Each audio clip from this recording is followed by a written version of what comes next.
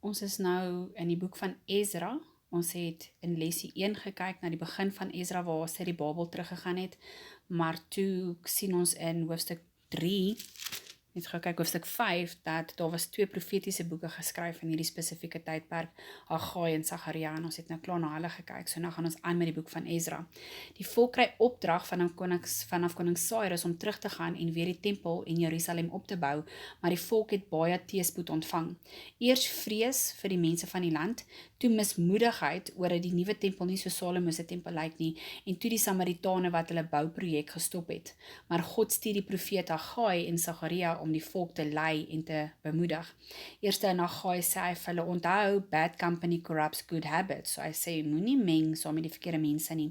Hy sê, make time for me. Do not lose focus. Remember the calling of God on your life. Do not be discouraged. We live by faith and not by what we see. Faith is the assurance of things hoped for, the conviction of things not yet seen. So hy sê vir hulle, something much better is yet to come, en dit is die hoop dat Jesus gaan in die toekoms terugkom en ons gaan in vrede lewe. Hulle het nou net gesê die hoop dat hulle Messias sal kom. Until then, just remember that you are mine. So dis die opsomming van die boek van Haggai, en dan het ons ook gekyk na die boek van Sagaria, waar ons, as ek hom opsom, sê ons, God will remember his blessings, but in his time. God het sy oog op die hele aarde.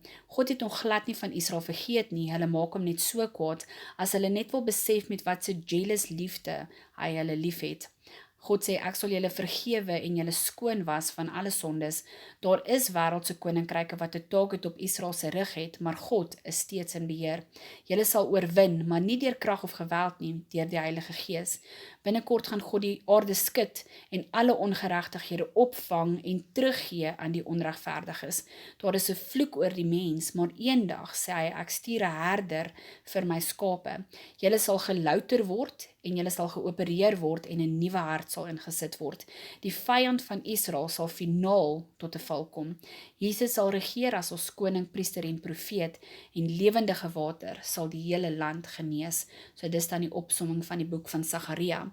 So nadat hulle nou hierdie bemoediging gekry het, daarom het hulle toe na 15 jaar weer beginne bou.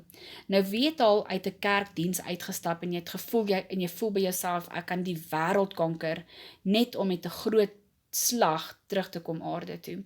Nou in Ezra 5 vers 3 sien ons dat Tatanai, die goewerneur, vra toe vir Serubabel, wie het julle bevel gegee om hierdie huis te bou en hierdie muur te voltooi? So hulle het nou net 15 jaar lank opgehou bou. Die profete sê vir hulle, nee, dit is tyd om te bou. God sê so, God gaan julle bemoedig, daar's hoop in die toekoms vir Messias wat gaan kom. So hulle is bemoedig, hulle voel goed, en toe hulle net wil begin bou, toe kom Tatanai en hy sê weer vir hulle, julle moet stop, het vir hulle toestemming gegee om hierso te bou.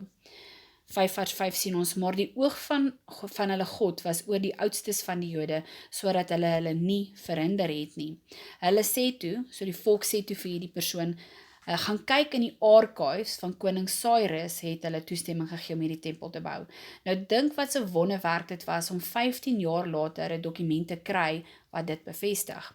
6 vers 2 sê, hulle het 'n skrifrol gekry, vers 3, in die eerste jaar van koning Cyrus het koning Kores bevel gegee, dis koning Cyrus, dat die Godhuis in Jerusalem, die huis moet gebou word as 'n plek waar hulle offers bring, en die onkoste sal deur die huis van die koning gedra word. So ons is nou in die tydperk van koning Darius die eerste, so hy moes nou in die archives van die koning se huis gaan soek het vir hierdie spesifieke dekrie wat uitgegaan het, 15 jaar terug al, en dink dit wat so groot wonderwerk het was om hierdie stukkie papier te kry.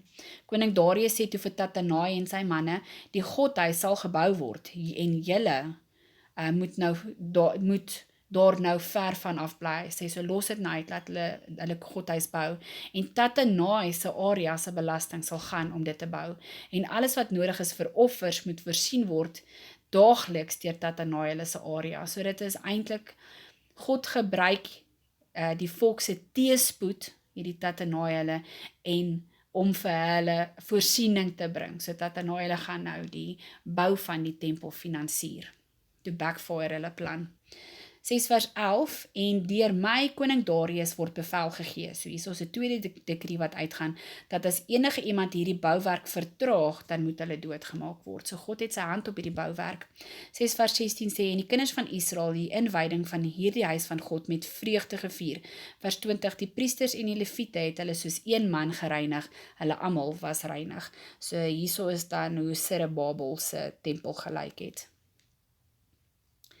En nou trek ons is ons besig om te lees oor die boek van Ezra, maar Ezra het nog nie in die prentjie gekom nie, dit was nou nog eers Zerubbabel, so hierso lees ons nou waar Ezra terugkom, 78 jaar later, die tweede groepie mense wat teruggegaan het na Jerusalem toe, in die jaar 458. 13 geslagte na Aaron en Ezra is 'n skrifgeleerder.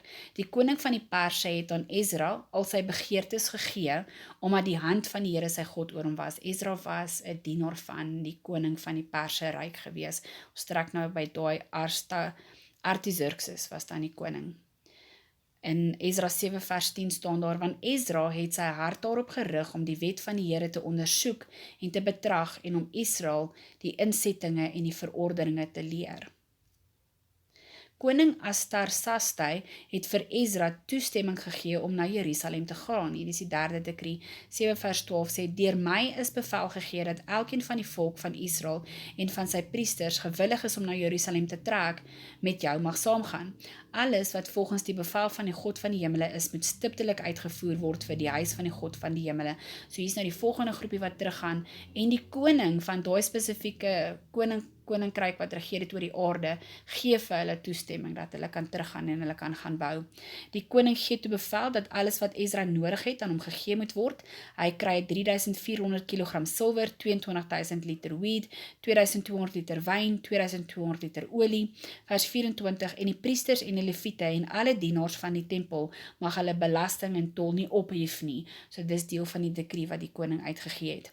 Ezra en 'n hele klompie mense, wat se name in die boek van Ezra is, het gereed gemaak om te vertrek.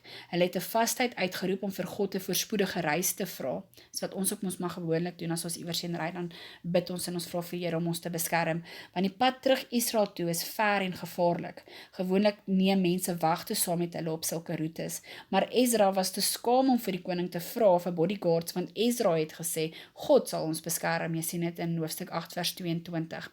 Maar die hand van ons God is, wat hy vir hom sê is, die hand van ons God is ten goeie oor almal wat hom soek, maar sy krag en sy toorn oor almal wat hom verlaat. So Ezra het amper te vinnig gepraat en gesê, nee, die Here sal ons beskerm, en toe na die tyd toe besef hy, shucks, ons het nie bodyguards nie, en ek gaan nie nou vir die koning vra vir bodyguards nie, want dan is dit ons practice what you preach. Dit is, jy sê dan nou net God gaan julle beskerm, en nou soek jy mense om jou te beskerm. So het ons dan gevas en ons God het gevra, en hy het ons verhoor.